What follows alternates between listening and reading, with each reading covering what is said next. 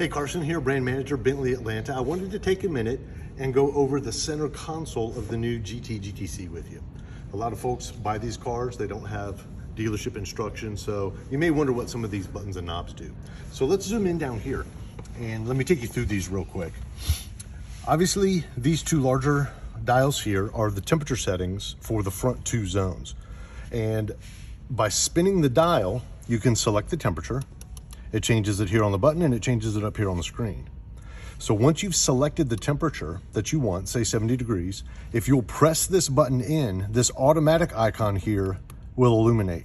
That means the car's algorithms will take care of deciding whether to blow warm air, cool air, and where in order to maintain the temperature that you've selected. As you can see here, this one is set at 70, this one is set at 63 degrees. If I want the entire car to mirror the temperature that I've selected, I hit this sync button. And now this temperature matches mine and it's set in automatic mode, just like the driver's button here is. If, however, I want to control where the air is coming out, I can use this button here and then select whether I want the air coming at the windshield, the dash, or the floor, or all three. Now you'll notice, now that I've selected the air location, the automatic button is no longer highlighted. So we're not in automatic mode anymore. To return to automatic mode, I simply press that, the automatic icon is illuminated, and then my selections are overridden by the vehicle. The same thing with the airspeed, that's what this fan button represents. If I press this, it gives me the option to change here how fast the air is blowing. But again, now that I've made a manual override, we're not in automatic mode. Tap this, it goes back to automatic mode, and the fan goes off of my manual selection. This button here is the seat heater. Press it once for full heat, and then each tap reduces the amount of heat that you get. It does pull the icon up on the screen, and up here, this slider bar determines whether it's heating the back of the seat, the entire seat, or just the lower portion of the seat. And then it mimics here the setting that we have for how much heat we want. And the same thing is true for the cooled seat, which is this icon here. So the venting is either the entire seat, the back of the seat, or the lower portion of the seat, and it's selectable. And again, to turn it off, just tap again. This is for the air scarf, the air blowing over your shoulders. If you have the top down and it's cool out, it'll blow air over you, keep you warm. It's only warm air. That temperature is not selectable. Below that is max defrost for the front windshield, defrost for the rear windshield. This is your electronic parking brake.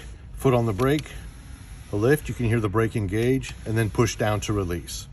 This button turns off your traction control. Of course, this is your hazards.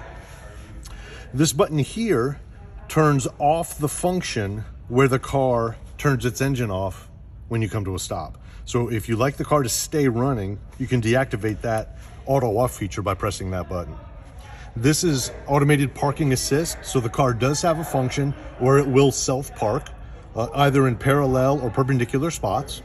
And then PDC stands for park distance control. PDC, park distance control. And that's the cameras. So when you select this button, the cameras come up on the screen and you can bring up manually the reverse camera that comes on automatically when you put the vehicle into reverse.